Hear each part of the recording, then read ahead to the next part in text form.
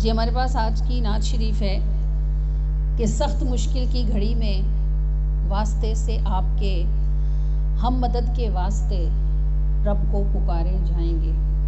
یہ بہت سے لوگ یہ کہانی سناتے ہیں کہ حضور سے کیا کہتے ہو، اللہ سے مانگو۔ اللہ نے حضور کو آپ کے اور اپنے بیچ میں ایک واسطہ بنایا ہے۔ سیڑھی کے بغیر بندہ چھت پہ نہیں جا سکتا اور رسی کے بغیر کنویں سے پانی نہیں نکال سکتا۔ تو جو کوئی یہ سمجھے کہ وہ واسطے کے بغیر اللہ سے کچھ پا سکتا ہے تو ساری زندگی صرف ٹکرے ہی مارے گا۔ یہ ساری دنیا کے کافر کیا کر رہے ہیں؟ نبی کے واسطے کو ہی تو نہیں مانتے، اللہ کو تو یہ بھی مانتے ہیں، صرف حضور کو نہیں مانتے تو کافر ہے، کیونکہ جو حضور کو نہیں مانتا اللہ اس کو نہیں مانتا۔ تو جو یہ سمجھے کہ میں نبی اگر اللہ سے لے کے دیں گے تو میں خود کیوں نہ اللہ سے لوں، تو نبی کی تو اتنی ہستی ہے، اتنی شان ہے، اتنی بات ہے کہ وہ کریں تو ان کو رد نہ کیا جائے۔ آپ جیسے میرے جیسوں کا نہ منہ ہے نہ اوقات ہے، ہم تو اپنے نفس کے دائرے سے ہی پاؤں باہر نہیں رکھ پائے کہ کہیں اللہ کے قرب کے دائرے میں قدم رکھتے۔ تو جن کی سنی جاتی ہے ان کو سنانا چاہیے تاکہ وہ سنائیں اور ہم پائیں کہ سخت مشکل کی گھڑی میں واسطے سے آپ کے ہم مدد کے واسطے رب کو پکارے جائیں گے۔ آپ ہی تو درمیاں ہیں خالق و مخلوق کا، چھوڑ کر کشتی بھلا کیسے کنارہ پائیں گے۔ دیکھیں نا، دریا کا پانی، کشتی اور مسافر، یہ تینوں الگ الگ یونٹس ہیں۔ اب مسافر اگر یہ کہے کہ میں تو کشتی کے سہارے نہیں بیٹھتا، میں تو اللہ کے سہارے پہ جاؤں گا، تو کیا وہ کنارے پہ اتر جائے گا؟ کشتی کس نے بھیجی ہے؟ اللہ چاہتا ہے کہ دنیا عالم اسباب ہے تو آپ سبب کو اختیار کریں، اور اگر ڈائریکٹ ہی خالق سے مخلوق کو ملنا ہوتا تو نہ قرآن کی ضرورت ہوتی نہ سلطان کی ضرورت ہوتی۔ اللہ تعالیٰ خود ہی، اللہ نہیں کر سکتا مخلوق کے دلوں پر، اللہ کی انگلیوں کے بیچ میں اللہ جو چاہے لوگوں کے دلوں میں ڈالے، لیکن اللہ نے ڈالنے کے لیے ہی تو محبوب کو بھیجا ہے کہ آپ ہی تو درمیاں ہیں خالق و مخلوق کے، چھوڑ کر کشتی بھلا کیسے کنارہ پائیں گے۔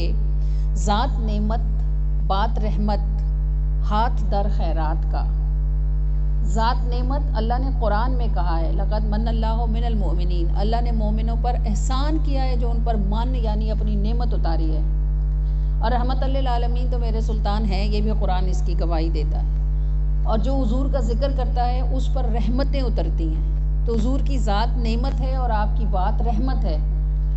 ذات نعمت بات رحمت ہاتھ در خیرات کا، اللہ یؤتی و انا قاسم، اللہ پاک دیتا ہے اور میں تقسیم کرتا ہوں۔ تو خزانے اللہ کے ہیں، اجازت اللہ کی ہے، اور دینے والا ہاتھ رسول اللہ کا ہے۔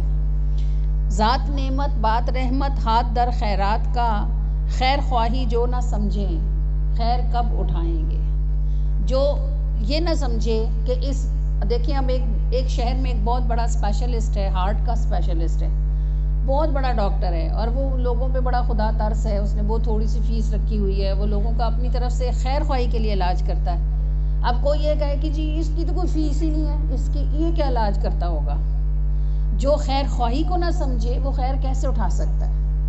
اللہ کے محبوب کو ہم سے کچھ غرض نہیں ہے، ہم جیسے ان کو کیا دے سکتے ہیں، اور ہمیں جو کچھ ملتا ہے وہ انہی کے صدقے سے ملتا ہے۔ تو جو ہم درود پڑھتے ہیں، جو ہم سلام پڑھتے ہیں، جو ہم صدقہ خیرات کرتے ہیں، جو اصالہ ثواب کرتے ہیں، وہ اس لیے نہیں کرتے کہ حضور کو ان کی ضرورت ہے، وہ اس لیے کرتے ہیں کہ وہ ہماری ضرورت ہے، اس کی وجہ سے آپ صلی اللہ علیہ وآلہ وسلم ہم سے راضی ہو جائیں گے تو اللہ پاک اپنی رحمتوں کے دروازے ہماری طرف کھولے گا۔ کہ ذات نعمت بات رحمت ہاتھ در خیرات کا، خیر خواہی جو نہ سمجھیں خیر کب اٹھائیں گے۔ سانس سے ہچکی تلک ہے زندگی کا دائرہ، توڑ تک پہنچے گا وہی آپ جس کو لائیں گے۔ دنیا میں سب سے مشکل ترین جو سفر ہے نا، وہ دائرے کا سفر ہے۔ سیدھی سڑک پر تو آپ چلتے چلے جائیں آنکھیں بند کر کے بھی تو آپ منزل تک پہنچ جائیں گے، لیکن اگر آپ کو کبھی مری کا رستہ کیوں مشکل ہے، کوہاٹ، ناران، کاغان، سوات کے رستے کیوں مشکل ہیں؟ کیونکہ یہ پہاڑیوں کی وجہ سے نیم دائروں کی شکل میں ہے، اگر کسی کو پورے دائرے میں چلنا ہو، سڑک پر آپ چلیں تو ایسے چلتے ہیں، اور دائرے میں اگر آپ چلیں تو آپ ایسے چلتے ہیں۔ سڑک کی سفر میں آپ کو کہیں مڑنا نہیں پڑتا، اور دائرے کا سارا سفر موڑ ہوتا ہے، ہر لمحے پر آپ کو نیچے گرنے کا ڈر ہوتا ہے۔ اور زندگی کا سفر پورا دائرہ ہے، سانس سے شروع ہوتا ہے، ہچکی پہ ختم ہو جاتا ہے۔ یہ مشکل ترین سفر ہے، اور اس سفر میں منزل پر وہی پہنچے گا جس کا ہاتھ کسی نے تھام رکھا ہوگا، ورنہ کتنے ادھر گریں گے اور کتنے ادھر گریں گے۔ تو سانس سے ہچکی تلک ہے زندگی کا دائرہ، توڑ تک پہنچے گا وہی آپ جس کو لائیں گے، لازوالی کا اشارہ ہے محمد نام میں، مٹ گئے آدھا مگر اس کو مٹا نہ پائیں گے۔ یہ جو لفظ محمد ہے، اس کا معنی ہے اللہ نے اپنا نام محمود رکھا۔ محمود کا مطلب ہے وہ جس کی تعریف کی جائے، قابل حمد، وہ جس کی تعریف کی جائے۔ اور حضور کا نام رکھا محمد۔ محمد کا مطلب ہے وہ جس کی ہمیشہ تعریف کی جائے، وہ جس کی تعریف کی جائے۔ اللہ نے اپنا نام محمد کیوں نہیں رکھا؟ ہمیشہ تعریف تو اللہ کی ہونی ہے، کیونکہ ہمیشہ اللہ نے رہنا ہے۔ اللہ نے اپنا نام محمود رکھا اور محبوب کا نام محمد رکھا، اس لیے کہ اللہ کی تعریف کرنے والے ایک وقت میں ختم ہو جائیں گے۔ جب زمین آسمان مٹ جائیں گے، فرشتے مر جائیں گے، کوئی بھی نہیں رہے گا جو اللہ کی تعریف کرے گا۔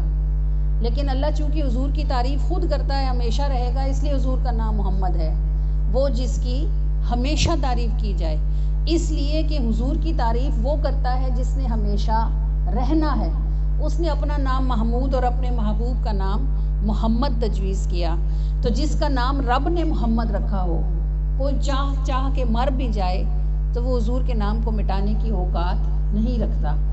کہ لازوالی کا اشارہ ہے محمد نام میں، مٹ گئے آدھا مگر اس کو مٹا نہ پائیں گے۔ سانس سے ہچکی تلک ہے زندگی کا دائرہ، توڑ تک پہنچے گا وہی آپ جس کو لائیں گے۔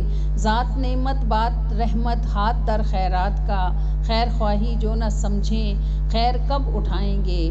آپ ہی تو درمیاں ہیں خالق و مخلوق کے، چھوڑ کر کشتی بھلا کیسے کنارہ پائیں گے۔